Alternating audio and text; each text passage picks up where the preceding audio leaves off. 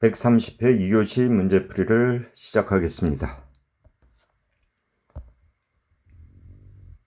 이런 문제가 났고요.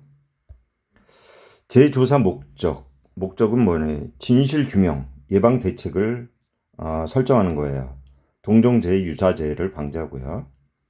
조사 방법엔 현장 보존하고, 그 다음에 사실 수집하고, 목격자, 감독자, 피해자의 그런 직전의 상황을 청취하는 거예요. 재조사 실시 4단계는 사문근대, 사실 발견, 문제점, 근본 대책 수립하는 거예요.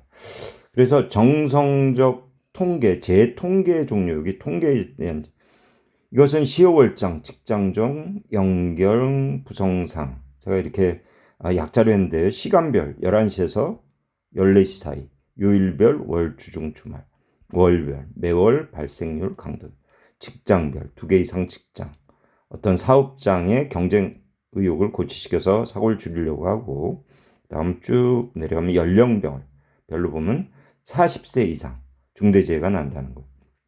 이건 뭐예요? 지식, 기능, 태도 중에 태도 불량이에요. 태도 불량자들. 그다음 경험 미숙한 사람들은 지식 기능이 부족한 거예요. 미숙년자이기 때문에 지식 기능. 그래서 경험 적은 사람은 지식 기능 적고 불완전한 행동을 유발하는 거고, 경험 많은 사람은 태도, 어떤 그런 게 불량하다는 거예요. 이렇게 정성적 재통계는 시, 요, 월, 직장종, 연결, 부성상 이렇게 해가지고 머릿속에 넣으시면 되겠습니다. 건설공사에 적용되는 관련법, 진행 단계별 안전관리 업무, 유해 위험 방지 계획서, 안전관리 계획서. 차이점. 먼저 유해 위험 방지 계획서는 지책입도 다연이에요. 지책입도 지상 높이 31m, 연면적, 최, 그다음에 깊이, 터널, 그죠? 쥐체, 깊터, 다연. 이렇게 가면 되겠고요. 그래서 뭐 공사 개요부터 해가지고 가설공사, 기초공사 중복되는 게 많잖아요. 그래서 통합계획서라는 것도 있고요. 그 다음에 심사는 적정 조건부, 부적정 했을 때, 부적정은 중대 위험 때문에 작업을 할 수가 없죠. 착공 중지예요. 계획을 변경해야 되고요. 이런 상황을 하고. 그래서 유해 위험 방지 계획서는 지책입터 다연이에요. 지책입터 다연. 깁터 다연이고요. 안전관리계획서는 일지개인제. 일종 시설물은 교통땡 권하상이에요. 요 세 개가 어떤 종류가 있는지, 어떤 것을 족보를 외워야 되는지 헷갈리는 경우가 많아요. 그래서 안전관리계획서는 일지폭개인제, 일종, 지하시설물, 그 다음에 폭발물 사용하는데, 그 다음에 계약서에 명시된 인허가 승인 기관장이 필요 인정하는데, 그 다음에 제외는 원자력공사라는 얘기예요. 그래서 작성 기준은 총괄 안전계획서에 개요 조직 점검이 들어가고, 공사장 주변에는 주통교의 주통교, 주변 안전, 통행 안전, 교통 안전. 그래서 공정 안전관리계획서는 가설공사, 굴착 발파, 콘크리트, 강구조 이런 것들이 들어가죠. 우리 유해 위험 방지 계획서는 근로자의 안전, 보건, 건강 관련해 가지고 들어가는 반면에, 우리 안전관리 계획서는 어떻게 보면 시공 관련해 가지고 들어갔습니다. 이런 걸 머릿속에 넣으시고 하시면 되겠고요.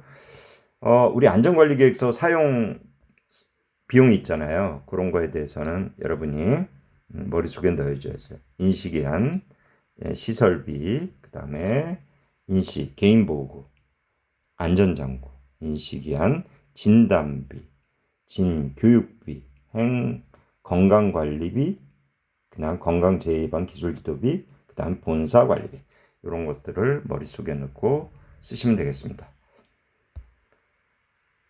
거푸집공사 합격지지 구조 검토 아래상 설명하라고 이렇게 되는데요. 구조 검토를 위한 적용 기준.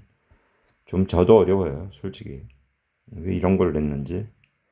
측압. 그래서 측압을 보면은 작용하중 있잖아요. 연행측특. 그 다음에 횡방향 하중. 그 다음 측벽 하중, 특수 하중. 엄청 복잡하게 문제를 냈죠. 그래서 연지가중에는 고정하중, 충격하중, 작업하중 이런 것들이 들어가가지고 고정하중은 RT. 우리 단위 중량이 철근 콘크리트 단위 중량이 2,400이잖아요. 2,400kg 증포 제곱센티미터잖아요. 거기에 RT, 요 R이 그거고요. 그 다음에 충격하중 50%를 적용한다는 거예요. 작업하중은 120kg, 150kg. 고정하중에서는 이렇게 그 다음 충격하중은 10에서 50%, 작업하중은 150kg. 그 다음에 횡방향에는 철근 콘크리트 등의 직각으로 이제 작용하는 하중이에요. 그죠? 직각 하나 되는 하중하고 그 다음에 수평으로 작용하는 하중, 그 다음 풍하중이 있어요. 바람의 영향으로 거푸집에 바람이 불거나 그 다음에 콘크리트가를 칠 때 옆으로 밀려나는 그 힘 있지 않습니까? 하중 그거에 의해서 되는 거예요. 측병하중은 진동, 충격, 콘크리트 중량에 의해서 그다음 벽체 충돌 시 나는 거예요. 그다음 특수하중은 뭐 장비라든가 지진, 과제하중 자 이런 겁니다.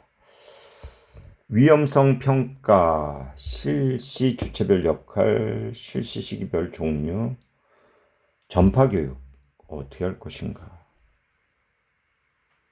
전파 교육은 뭐예요? 우리 추감충의 풍도 낙폭이 전화 발풍밀이잖아요. 그런 것을 현장에서 TBMC, 그 다음에 저녁에 회의할 때, 오후에 회의할 때 어떤 위험성 평가를 하잖아요. 위험성 평가에 대해서 TBMC, 아침에 게시판이라든가 칠판이라든가 이런 것을 통해서 근로자에게 주지하는 게 가장 주된 목적이라고 하겠습니다. 여하튼 제일 중요한 건 사고 예방이에요. 사고 예방. 그래서 위험 요인을 파악하고 위험성을 추정하고 여기에 대한 대책을 실행하는 거예요. 그래서 PTW도 있고요. 그 다음에 TBM도 있잖아요. 이런 것을 활용해서 툴박스 미팅. 절차는 평가 대상 공정 선정하고 위험 요인 도출하고 위험도 계산하고 위험도를 평가해서 개선 대책 수립해야 되는 거예요. 그러려 그러면 빈도, 강도 그런 위험성을 파악을 해서 거기에 강도 위험한 강도에 맞게끔 우리가 대책을 세워야 되고요. 그 다음에 점검을 하고 근로자에게 주지를 시키는 겁니다. 소음 진동이에요. 소음 진동, 터널, 발파, 해체 공사, 그 다음에 기초 말뚝 공사예요. 소음은 주상 심조주예요. 주거지 상업지에서 나는 심야, 조석, 주간, 심조주.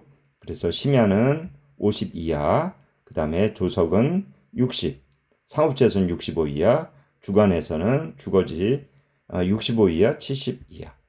그 다음 진동 규제치는 문주 상철컴인데요. 일반적으로 터널에선 0.3 카인을 적용하거든요. 그래서 상세하게 보면 문화재에선 0.2 카인, 주택 0.5, 상가 1.0, 철근 콘크리트 공장에서 1.0, 컴퓨터를 사용하는 정밀기계를 사용하는 그런 공장이라든가 이런 데는 0.2 이걸 씁니다. 참고로 미세먼지 규제 기준도 알아야 돼요. 단위는 마이크로그램이고요. 강구조 용적교량 종류를 알아야겠잖아요. 급을스런 용표 못 크핏 랭각 램각 급을스런 용피 오목 크핏 램각 이것을 모르고는 안 돼요. 그죠? 그래서 용적 검사 방법은 뭐가 있어요? 육방초자에 가잖아요. 육방초자에 가 방사선부터 해가지고 초음파 그 다음에 액상 하고 그래서 이런 것은 전류, 재료, 그죠? 예열, 응력 아크 스트라이크 이런 거에서 이런 게 원인이 돼요. 그래서 용접 결함은 이런 크랙은 이런 거, 그다음 블로우홀은 이렇게 공기구멍이 생긴 거, 그다음에 언더컷은 이런 옆에가 나간 거고, 그다음 용입불량은 이런 데가 덜 들어온 거, 피시아이 반전 뭐 이런 그림을 그려야겠고요. 적정 전류를 쓰고 용접봉은 소분용기 있잖아요. 소분용기에 건조한 상태로 보관해야 돼요. 개선부, 정밀, 그 다음에 이열 실시하고 잔륙력을 최소화해야 돼요. 아크스트라이크 금지하고 엔드탭을 쓰고. 그래서 기온이라든가 고온, 바람이 중요하고 그 다음에 기능도가 중요한 겁니다. 그래서 용접부는 착수전, 트임새, 구속 뭐라든가 작업 중에는 운봉, 적정 전류, 외관 외에는 뭐 절단 검사도 하고 비파계 검사도 합니다.